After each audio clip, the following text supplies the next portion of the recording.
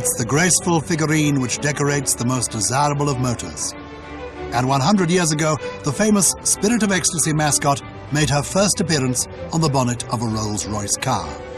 But how did she get there? This is quite a story. A dangerous liaison, a forbidden secret affair involving an aristocratic Tory MP and his secretary. And it all ends in tragedy.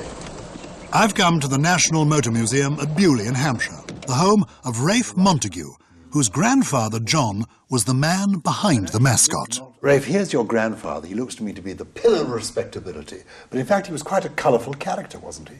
Yes, he was a man of many parts, because as well as having his estate landlord duties here at Bewley, he also had responsibilities and interests in London. He was a Tory MP, and he also set up his own motoring magazine called The Car Illustrated. And he was not alone in setting up this magazine. He had someone to help him. He appointed a lady called Eleanor Thornton, who, by all accounts, had many skills and talents, and she became his personal assistant. A personal assistant who then became?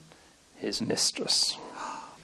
And of course, back here at Bewley, your grandfather had a wife, and indeed a beautiful wife, because this is her, isn't it? Didn't this cause something of a scandal? I'm sure it would have had it been known about, but I think the Edwardians were very good at keeping these things under wraps, and only very few people knew about this. And it would appear from the correspondence we've got that the two ladies actually got on quite well together. In 1909, John Montague took ownership of a Rolls-Royce Silver Ghost. It was the vogue at the time to adorn the radiator grille of a car with your own personal mascot. Montague commissioned his close friend, artist Charles Sykes, to design a very personal mascot with a message. Whisper was modelled on Eleanor, and a secret between the three of them. And here she is, in her body-hugging diaphanous gown, fingers at her lips, suggesting this is the secret of our affair. Or possibly, for public consumption, look how quiet the Rolls-Royce engine can be. My grandfather had this very mascot on his car throughout his life, even after Eleanor Thornton died, keeping their secret. But Rolls-Royce, and Henry Royce in particular, frowned on the fashion for hood adornments. The problem was that not everyone who owned a Rolls-Royce had as much good taste as John Montague, and sometimes they were fitting completely inappropriate mascots. Rolls-Royce needed to stamp that out. He wanted something elegant that really captured the essence of the car, so he commissioned Charles Sykes to do this sculpture. And he had created the original whispering figure of Eleanor. Whisper, Montague's personal mascot, and Eleanor's form became the inspiration for the Spirit of Ecstasy. So was the Spirit of Ecstasy fitted as standard with the car? Up until 1920 you could specify it as an extra, but no, it didn't come as standard. Only in 1920 did it get fitted to all cars.